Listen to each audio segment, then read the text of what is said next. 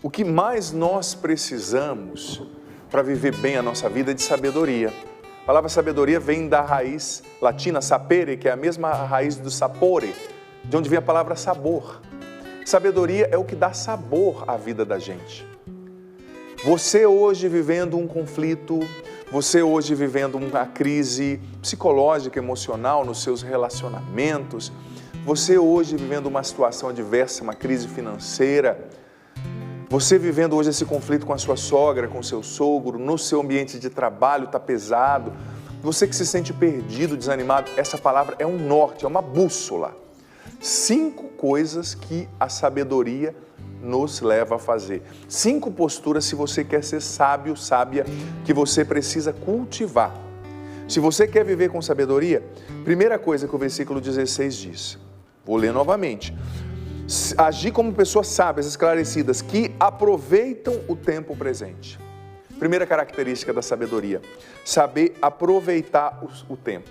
O sábio aproveita o tempo, o tolo desperdiça o tempo, o insensato. O insensato é sempre procrastinador. O insensato está sempre atrasado. O insensato sempre deixa para amanhã o que tem que fazer hoje. Perder tempo é sinal de insensatez e tolice. Aproveitar bem o tempo, porque o apóstolo diz, porque os dias são maus, é sinal de sabedoria, sabe? O sábio, ele aproveita bem o tempo. E você sabia, existe um santo, não lembro se foi Santo Afonso de Ligório, um santo do século XVI, que fez o voto perante Deus de não perder tempo. Voto pessoal, um trato, né? Um voto com Deus, de não perder tempo, de não desperdiçar o tempo. Porque o inimigo, veja bem, muitas vezes ele vai nos tentar mais para nos fazer desperdiçar o tempo do que necessariamente para nos fazer pecar. Porque se você peca, você se arrepende, pede perdão, Deus perdoou, acabou, você recomeça. Mas o tempo que você desperdiça, que você perde, ele nunca mais volta. Nunca mais. O tempo perdido não volta mais, sabe? E a tentação, o inimigo trabalha muitas vezes para nos fazer perder o foco do essencial. A tentação, o inimigo nos leva para fazer perder tempo com aquilo que não é bom para nós. Não é vontade de Deus para nós. Está muito na moda essa palavra, né? Procrastinação. Já ouviu falar essa palavra? Difícil? O que é o procrastinador? É aquela pessoa que está sempre enrolando. Ela não consegue seu objetivo, ela não consegue se centrar. Sabe? Ela vai deixando excessos de si mesma por onde passa. A hora que ela está lendo a Bíblia, ela está no Zap. A hora que era para ela responder no Zap, ela está na televisão. A hora que ela está assistindo a televisão para relaxar, ela está perdendo coisas, vendo mensagens que foram enviadas 6 meses atrás, que não tem nenhuma relevância na vida dela. O sábio aproveita o tempo. Ai, padre, sabe o que é? É que é muito difícil para mim, é muita coisa. Olha, existe uma coisa aqui na vida da gente que é muito democrática, com todos. É o tempo. Todo mundo tem 24 horas. Os gordos, os magros, os altos, os baixos, os ricos, os pobres, os homens, as mulheres, todo mundo tem 24 horas, num dia. Eu sei que são muitas as realidades que se sobrepõem entre nós e as nossas necessidades, mas filho, filha, é um pressuposto para a sabedoria a organização. Não existe organização sem eficácia. Aliás, não existe eficácia sem organização. A organização pessoal é o princípio da eficácia. Todo mundo tem 24 horas, como eu disse, em um dia. O que difere é a maneira como eu e você usamos, administramos essas 24 horas. Por isso é preciso se organizar. Para você aproveitar bem o tempo que Deus está te dando hoje, você precisa se organizar. E uma das coisas que nos ajuda demais a nos situarmos e a nos organizarmos é, por exemplo, uma lista de prioridades. Você pode usar um bloco de notas, você pode usar um app, um aplicativo para isso, né? Tem o Google Agenda, tem tanta... Não vou ficar dando dica disso, né? Você que descubra o que for melhor para você, claro. Mas se organiza. Comece o seu dia falando o que é prioridade. Resolva as prioridades, o que é mais importante. Mas também não deixe o que é tão importante para tão... O que não é importante para tão depois, porque isso vai virar prioridade amanhã, se você não fizer, né? Comece fazendo o que é essencial, o que é importante. Se organize, tem um bloco de notas. Sabe, o que é essencial? Tem uma escala de prioridades. O estar com Deus é essencial, o tempo dado à sua família é essencial, o alimentar sua alma com coisas boas é essencial. Agora tem gente, me perdoa aí, né, que vive a insensatez que essa palavra está dizendo. Está sempre como uma barata tonta, sabe? Só age no empurrão, quando alguém vai e empurra. A vida é sua, você tem que tomar a vida nas suas mãos, o tempo é seu, filho. Filha, com muito carinho o padre diz, mas também com muita firmeza. O que eu mais vejo como sacerdote, eu sou honesto em dizer, são pessoas que não assumiram a própria vida, o próprio tempo. Quantas pessoas chegam em mim como padre, vem cá e dá uma bênção para resolver minha vida, eu estou com diabetes, eu estou com isso, eu estou com aquilo. Então, eu posso te dar uma bênção, mas que tal você começar a caminhar, deixar de comer tanta tranqueira, dormir melhor? Eu não vou resolver o seu problema se você não se aplicar em resolver. Mas essa mentalidade mágica, vem cá, padre, dá uma bênção e resolve meus problemas. Se fosse fácil assim, eu daria bênção em mim toda hora. Mas não é, né? Tem coisas que são práticas, o tempo é seu, as 24 horas hoje são um presente que Deus está te dando, o que você vai fazer com ela? Ao invés de ficar sendo puxado para todo lado, se centra, se centra, centre-se no essencial, é você mesmo, o que é essencial? Primeira característica do sábio, ele aproveita bem o tempo presente. E ele resiste à tentação do inimigo que sempre está nos levando a procrastinar, a perder tempo. E bota isso na sua cabeça, o inimigo não aparece com chifre, se ele aparecesse a gente corria. Ele aparece disfarçado, aliás, em muitas realidades. A procrastinação, o perder tempo é uma das principais estratégias do inimigo. Segunda realidade que o sábio faz, versículo 17, não sejais sem juízo, mas procurai discernir qual é a vontade de Deus. O sábio procura sempre discernir. Eu vou trazer 3 traduções da Bíblia diferentes que eu li. Uma traz discernir, a outra traz compreender e a outra traz conhecer. O sábio sempre procura discernir, ou compreender, ou conhecer a vontade de Deus. O tolo não, vive de qualquer jeito. Você sabia que Deus tem uma vontade para a sua vida? E a vontade de Deus, olha os atributos, ela é santa, ela é perfeita, ela é agradável. São 3 atributos que a palavra de Deus nos dá a respeito da vontade de Deus. A vontade de Deus é santa, perfeita, agradável, perfeita, boa para você. Você vai se realizar, você que está se sentindo triste, perdido, insatisfeito, incompleto, incompleta, você vai se realizar fazendo a vontade de Deus. Você foi feito para a vontade de Deus. Mas São Paulo está nos dizendo aqui nesse versículo 17 que é preciso se aplicar, que é preciso se esforçar para conhecer essa vontade. Que é preciso se esforçar para compreender essa vontade. No meio de tantas propostas que você tem um dia, onde está a vontade de Deus para você? Você já pensou que tal você todos os dias se aplicar para conhecer a vontade de Deus para você? Você já parou, filha, para perguntar para Deus se esses relacionamentos que você tem cultivado são da vontade dele para você? Talvez você casado, convivendo com esse amigo que está traindo a esposa, que está fazendo você entender que isso é normal, natural, né? Não é da vontade de Deus que você ande com pessoas que destruam o seu casamento. Não é da vontade de Deus que você ande com pessoas que te afastem de Deus, da oração, do bem, que não rezem. Isso é óbvio. Procura discernir, discernere, como eu disse. Você vai selecionar, separar uma coisa da outra e o discernere, remover o que não é essencial, o que não é da vontade de Deus, né? Vamos para a terceira realidade, que é muito importante, essa daqui, com certeza você vai gostar. Versículo 18. Não vos embriagueis com vinho, pois isso leva ao descontrole. Em outras traduções, pois isso leva à devassidão. Mas enchei-vos do Espírito. O sábio, em primeiro lugar, ele se enche do Espírito. Ele não se embriaga com vinho. O insensato se embriaga com o vinho. O tolo deixa a sua vida na mão do descontrole e da devassidão. Aqui se embriagar com vinho pode ser sinônimo de se embriagar com as coisas desse mundo, com a busca de prazer, com as futilidades. Mas o sábio, ele se enche do Espírito. Você sabia que é muito interessante refletir sobre o se encher. Aquilo que você permite que te encha, controla a sua vida.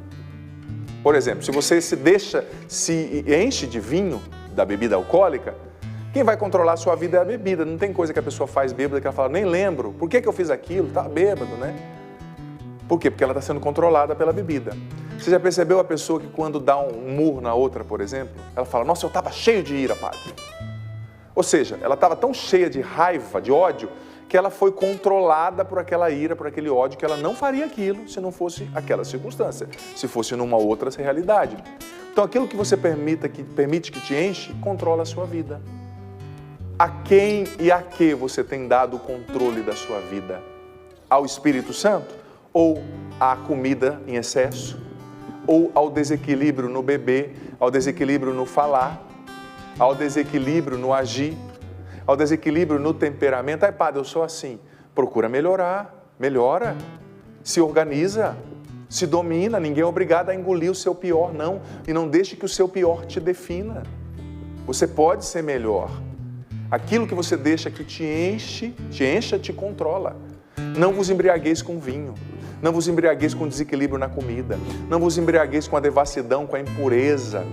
Não vos embriagueis com o desequilíbrio no beber, no falar. Tem gente que dá igual uma tagarela. Se você não silencia, você não consegue escutar Deus, você não consegue escutar os outros. Gente, é insuportável uma pessoa que só sabe falar e não sabe ouvir.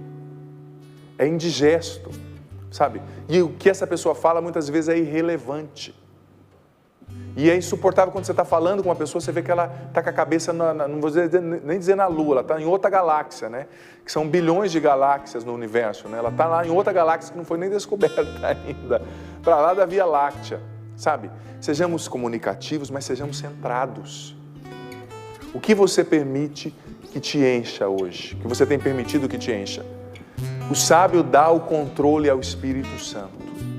Você tem dado o controle das suas emoções ao Espírito Santo? Você tem dado o controle dos seus afetos? Você tem dado o controle da sua história, das suas capacidades, habilidades ao Espírito Santo? Você tem dado o controle dos seus problemas ao Espírito Santo? É, padre, que você não está aqui em casa. É, mas o Espírito Santo está. Você tem dado o controle dos seus problemas ao Espírito Santo? Você tem dado o controle do seu casamento ao Espírito Santo? Você tem pedido ao Espírito Santo, me ensina a lidar com esse esposo impulsivo, com esse esposo difícil. Me ensina, Espírito Santo, a lidar com essa esposa centralizadora, controladora. Encha-se do Espírito Santo. Para encher-se do Espírito Santo, você não tem que pagar nada, não tem que fazer inscrição, é só pedir. É só começar o dia pedindo o Espírito Santo. Mas tem gente que começa o dia já no celular, vendo 500 mensagens, vendo vídeos irrelevantes. Quanto conteúdo irrelevante que a gente põe para dentro, sabe? Então, embriagai-vos do Espírito, enchei-vos do Espírito.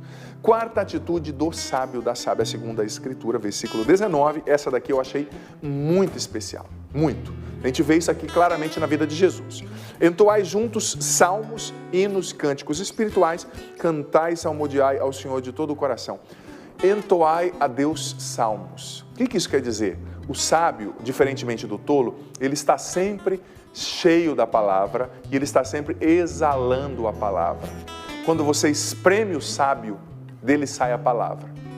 Não sai o xingamento, não sai a ira, não sai a raiva.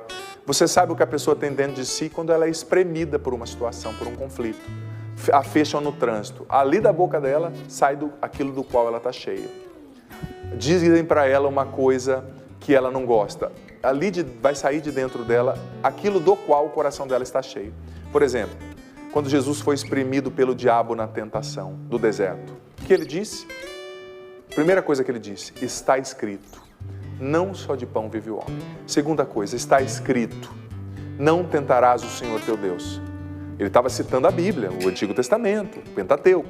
Terceira coisa que Jesus disse para o diabo diante da tentação, das propostas do inimigo, adorarás, está escrito, adorarás somente o Senhor teu Deus e só Ele servirás. Jesus, ele era tão cheio da palavra que quando ele era espremido pelas situações, ele exalava a palavra, escorria a palavra dele. Palavra de Deus, né? O sábio se enche da palavra. Você vê, até no alto da cruz, morrendo, humilhado, sentindo dor, Jesus recitou a palavra. Tem gente que acha que quando Jesus disse, meu Deus, por que me abandonaste? Ele estava brigando com o Pai, porque ele estava sozinho. Claro que não, Jesus estava recitando o Salmo 21, gente. Meu Deus, por que me abandonaste? Ele estava rezando. É o Salmo 21 isso, sabe? os judeus rezavam com os salmos. Nós padres também, na liturgia das horas, né, os padres, os consagrados, rezamos todos os dias com os salmos. É linda a oração da liturgia das horas. Hoje mesmo, antes de vir para cá, eu fiz as laudes, né? Então, o sábio, ele se enche da palavra a tal ponto que ele exala a palavra. Quando você está lá naquele jogo e te dão aquele empurrão, é a palavra que tem saído da sua boca. Eu estava em São Paulo ontem, vim ontem, né? Quando lá na Marginal Tietê, aquele motoqueiro vem e chuta o seu retrovisor, como aconteceu comigo várias vezes, morei muitos anos em São Paulo, né? Muito comum. Muitas vezes eu olhava, ou quando o motoqueiro passa você e fala assim, Deus abençoe a sua mãe, já falaram muito para mim. Para não dizer outra coisa, né? E às vezes não é por mal, às vezes é um minutinho. A Radial Leste, na Zona Norte de São Paulo, as ruas são bem estreitas, um minutinho seu carro vai para cá. De repente, Deus abençoe sua mãe, glória a Deus pela sua vida. Obrigado, irmão. Não é bem isso que eu ouvia lá no trânsito, né? Era bem diferente. Mas o que sai da sua boca quando você é fechado no trânsito? Quando alguém chuta o seu retrovisor, como é comum acontecer em São Paulo e em outras cidades grandes por aí, né? É o louvor? Eu fui treinando o meu coração. Muitas vezes na Marginal do Tietê, quando acontecia, eu falava assim, glória a Deus. Mas eu falava glória a Deus. Eu fui treinando, né? Às vezes vinha um ímpeto de falar outra coisa, né? Quando você está andando dentro de casa e bate o dedinho do pé assim no canto do sofá e abre assim, já aconteceu com você? Eu que tenho esse pezão grande aqui, 45, 46, acontece muito comigo. O que sai de você quando você é espremido, quando você está no conflito? Preciso encher-se da palavra a tal ponto que ela transborde. O sábio transborda salmos, a palavra. E a quinta e última característica presente nessa leitura, essa daqui eu gosto demais também, versículo 20, que é particularidade da sabedoria, sempre em todas as coisas, no nome do nosso Senhor Jesus Cristo, rendei graças a Deus que é Pai.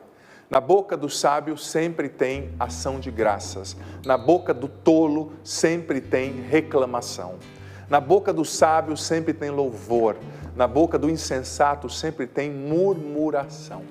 O que a palavra está dizendo para mim e para você? Que sempre, por todas as coisas e em tudo, se ache nos vossos lábios ação de graças a Deus. Ação de graças.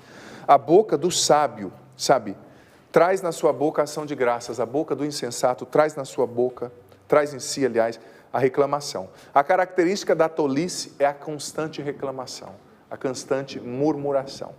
A característica da sabedoria é o constante agradecimento, sabe? E isso aqui é muito importante. Porque, veja bem, ontem eu contei aqui, né, vinha de São Paulo, e no carro eu vim, num momento, fazendo uma oração de louvor, sabe? Eu fui agradecendo a Deus, era meu aniversário, né, ontem, pelas coisas que existem na minha vida, pelo que eu vivi nesses 39 anos, pelo meu sacerdócio, pelos meus amigos, pelas coisas que estão acontecendo neste presente momento, pelas coisas que eu tenho recebido, pelas coisas nas quais eu amadureci, estou me tornando mais maduro com os anos, né? E foram ali uns 15 minutos de oração. No final, me deu uma sensação de coração cheio, sabe, de alegria, porque eu percebi que Deus já está fazendo muitas coisas que eu ainda continuo pedindo. Mas louvando eu fui percebendo, isso já está acontecendo. Olha, Deus já está fazendo isso. Olha, eu estou incorporando essa habilidade, estou lidando melhor com esse problema. Nossa, eu estou mais forte aqui, mais resiliente ali. Então o louvor, a ação de graças, ela é uma característica da sabedoria, porque ela liberta o seu olhar do vício na reclamação, do vício no negativo, né? A gente muitas vezes nós estamos acostumados a contemplar o negativo. Eu digo para você, mesmo no meio dessa pandemia, Deus não deixou de agir na sua vida. Você tem incorporado novas habilidades, você tem aprendido. Gente, a alegria nos rejubila e o sofrimento nos ensina. As perdas nos tornam mais fortes, mais centrados no essencial. Você perdeu aquela pessoa, com isso você percebeu o quanto a vida é breve, o quanto que você não tem que se apegar às coisas desse mundo, o quanto você precisa amar, centrar o seu coração em Deus. Isso é aprendizado, isso também, você tira algo positivo disso. É duro, claro, dói, mas é um aprendizado, né? Saiba aprender com as situações e ter ação de graças. Como é bom, à medida que você vai vivendo, você se centra no essencial, você entende quem você é, o que Deus pede de você, o que você precisa fazer e o que você não precisa fazer. Você entende que você não precisa fazer tudo, agradar a todos, sabe? Então, tenha ação de graças nos seus lábios hoje. Ai, padre, meu filho é difícil, mas ele só tem defeito? Não tem nada de bom? Padre, meu casamento está me fazendo sofrer, mas não tem nada de bom no seu casamento? Nada? Certeza? Coloque a ação de graças nos seus lábios. E ó, são 5 dicas, 5 passos concretos, 5 características. A Bíblia não está sugerindo, ela está dizendo, quem é sábio faz isso. Se não faz, não é sábio, é insensato. Você quer ser sábio? Sábia? Eu tenho certeza que você quer, porque você é inteligente. Você quer ser feliz.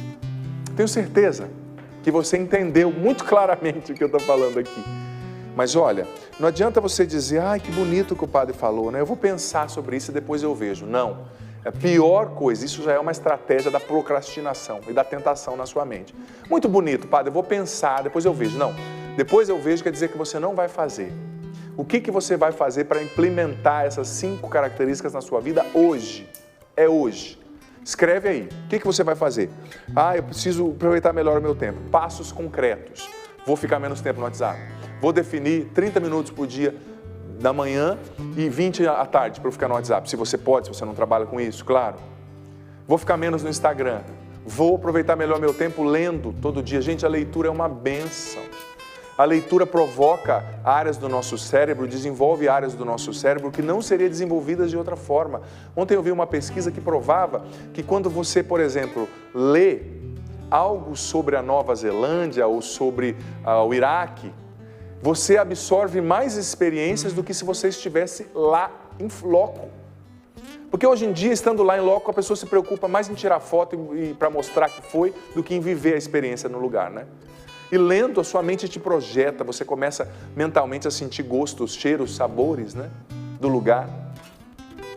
Então, o que você vai fazer para aproveitar melhor o seu tempo? Primeiro passo, escreve aí. Não, eu vou ver, não vai ver não. Se for ver, não faz, tá? Não vem com essa conversa, não. Segundo passo, o que eu vou fazer para conhecer a vontade de Deus e para me encher do Espírito Santo? Não tem outro caminho, é rezar mais. Defina um tempo de oração todos os dias. Padre, é que eu tenho muitas prioridades. Deus não é uma prioridade para você? Então, no seu cronograma, filho, filha, nas suas 24 horas, coloca já aí. Tem que ir na escola, tem que fazer compra, tem que levar o meu filho no inglês, tenho que lavar roupa. Coloca como prioridade meus 15 minutos de oração. Que seja antes do café, que seja depois do almoço, que seja o momento que você puder. Mas se você puder definir com um horário específico, todos os dias antes do café, é a melhor coisa. Terceira coisa, ser mais cheio da palavra. Se determine a fazer o estudo bíblico todo dia. Eu tenho 10 minutos, faça em 10 minutos. Pode fazer um método da Bíblia no meu dia a dia da Canção Nova. A Bíblia foi escrita para você procura depois aí na internet. Eu tenho um vídeo lá no canal falando sobre como ler a Bíblia. A Canção Nova tem muitos materiais falando sobre como ler a Bíblia. Ou a Lexio Divina, mas todos os dias, eu, por exemplo, faço meu estudo bíblico todos os dias com a liturgia do dia, né? Eu sou padre, vou celebrar todos os dias, então eu já vou vivendo ali a palavra. Mas é importante você ler, por exemplo, a primeira leitura e o Evangelho, o Salmo, e escrever o que Deus te falou. Escreva. Padre Jonas nos ensina. Isso ajuda a fixar a palavra dentro de você. Eu estou fazendo todos os dias, bonita experiência de lançar no meu canal no YouTube a homilia de cada dia. E no final de cada homilia, depois da bênção, eu falo, escreva aqui o que você entendeu. É mais importante para você do que para mim. Por quê? Porque escrevendo você vai tomando posse. Ah, o Evangelho falou isso. Você vai se conectando com aquilo. E eu gosto, claro, ali a internet não tem jeito, né? Mas eu gosto da escrita mesmo, com a mão. Escrita, caneta, papel. Se você puder ter um caderno, né, Paulo, diário espiritual, como o Padre Jonas nos ensina, sabe? Escreva, porque isso te ajuda a fixar, ajuda a tua mente, as tuas emoções a ter contato com aquela palavra, né? Todos os dias, por 10 minutos, eu vou fazer meu estudo bíblico depois do almoço. Se coloca já hora, momento, prioridade, senão você não faz. Senão é balela, é conversa para boi dormir. E a última coisa, como ser mais grato, como ter mais ação de graça. Você já ouviu falar, esses dias eu estava estudando sobre isso, você já ouviu falar da lista da gratidão? Eu acho demais, eu acho muito legal. Tem muita gente ensinando isso hoje. Todos os dias à noite, antes de dormir ou à tardinha, faça uma lista da gratidão. Por 5 minutos, ou escreva ou fale, ali com as suas palavras, né? Os motivos pelos quais você é grato naquele dia. Olha, hoje eu já quero ser grato aqui por ter encontrado esses meus irmãos maravilhosos, sem qualquer demagogia, me sinto muito bem aqui no Sorrindo. Quero ser grato pela oportunidade de ter estudado essa palavra, porque antes de trazer para você, eu fiz uma experiência com essa palavra lá no meu quarto, ainda preparando, quando eu acordei, lá às 5h40 da manhã. Sabe, eu quero ser grato pelas palavras que a Val disse com relação ao meu aniversário, muito bonitas aqui. Nesse período curto da manhã, quero ser grato pelo Júlio, que trabalha aqui no jornalismo, que imprimiu a minha pregação e deixou aqui em cima para mim. Eu gosto sempre de imprimi-la, digitar, imprimir, né? Coisa simples, mas eu já tenho motivos de gratidão. Sabe, pelo cafezinho rápido que eu tomei lá em casa, só um cafezinho preto mesmo, para vir para cá, são motivos de gratidão, práticos. Então, todos os dias, faça a lista de gratidão. Por quê? Porque isso te ajuda a viver em ação de graças. Não viva a sua vida no automático. Filho, filha, toma a sua vida nas mãos, é tua vida. São tuas as 24 horas deste dia. Não queira que um padre, que um guru resolva para você os problemas que são seus. Quem não se organiza vive na ansiedade. Quem não se organiza sai sempre atrasado. Tem meia hora para ir ao médico, sai faltando 5 minutos colocando a cueca na cabeça, sabe? Aí chega e diz, padre, o semáforo está sempre fechado. Para quem sai 5 minutos antes, o semáforo está sempre aberto. Ou tem tempo para deixar o semáforo abrir, né? Mas a desorganização é o princípio da ansiedade e da confusão mental, psicológica, prática, né? Enfim, tem pano para manga. Foram 30 minutos aqui, acho que já deu meu tempo, 30 minutos de reflexão, deu pano para manga. Eu aconselho você, retome depois essa pregação, essa reflexão da palavra, sabe? Vá lá no Canção Nova Play, depois eu vou postar no meu canal também, mas no Canção Nova Play é o meio principal para você ir. Programas, Sorrindo para a Vida, daqui a umas 2 horas, se Deus quiser, já está lá. Retoma, releia, sabe? Refaça a experiência com esse conteúdo, porque é a palavra de Deus, não é teoria do padre, da Paula, da Val, é o Senhor nos instruindo.